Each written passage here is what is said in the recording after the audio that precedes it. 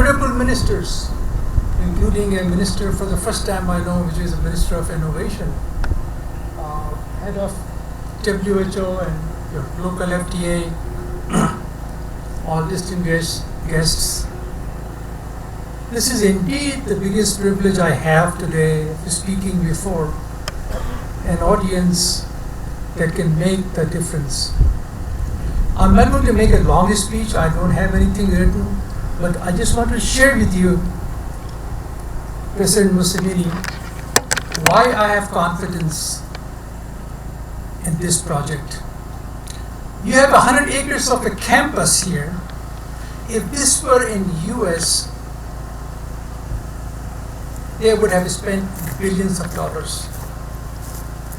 The second RNA vaccine against COVID was fully funded by DARPA, which is the military of US. They gave Moderna $100 million to do it. The biggest selling drug today, adalimumab, was developed by the funds from US government. When I see this big project, I want to share with you why I'm here. I got an email one day from Matthias saying he wants to come and meet with me. I didn't realize he was sending the email from Uganda. I said, yeah, come on, have a lunch in 3-4 days. He flew in, we sat down, we talked about it. I saw in him a passion and a wisdom. Then I told him that Martin Luther King's speech, the best words were, I have a dream. In 1961, President Kennedy said, before the decade is over, we are going to moon. Not because it is easy, but because it is difficult. After I met with you, sir, last time, and I very much appreciate you still remembering me, I was asked a question, why am I doing in Uganda from Chicago? I said, I've lived my life long enough to done a few things, and I'm ready to share with anyone who has the wisdom. First comes the wisdom, and then comes the money. You have to have a dream.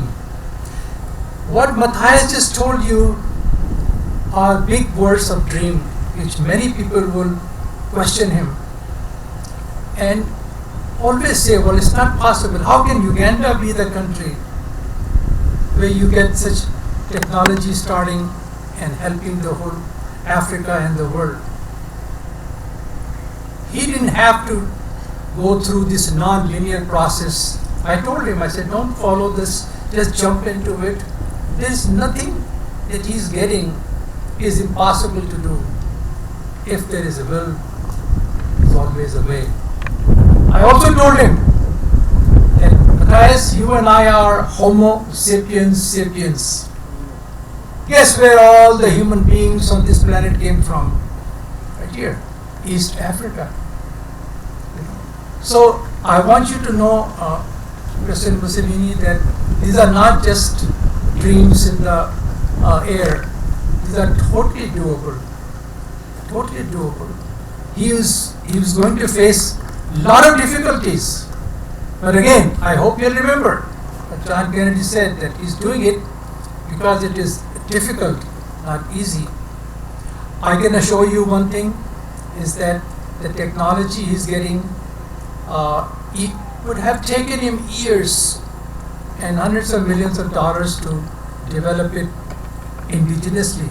But I thought that we'll have a fast start. The project of mRNA may seem so out of this world, but I just finished a project like that, so I know what it takes to make it. I brought with me my team. David Lindholm is here from Sweden. He is going to make a facility which will be installed exactly where you're sitting right now. And it comes, you don't have to do anything. All you need is a slab to put this whole facility. It will be fully validated, fully classified, and then reassembled here. So we are taking a smart approach to meet our goals and also fulfill our dreams. I'm 100% with you and the country. I don't, and if there's another country who wants to have this kind of dream, I'm always available. But there's one more thing, Mr. President, I want to share with you is that you and I have one thing in common. We both like hats. So what I did was, I went to a company in Texas that makes hats for the presidents of the country. They make a very special hat which is made from chinchilla fur. And I was able to get a small gift for you, sir. This is a Stetson chinchilla. It's called El Presidente. And I have this for you. And I hope you enjoy wearing it in good health and good humor. And I totally thank you all here for giving me this chance to share my passion. And I wanted to assure everybody that what Matthias says is not a pipe dream. I told him that the biggest risk a developing nation can take is not to risk. You may have millions and billions of dollars. You have to generate jobs. You have to generate income. There's no other way out of it. And to do it, you have to be ahead. The future technology should be here. The drugs that I'm given to him to make biologics, 80% of the world today cannot afford to have them. 80% I'm talking about.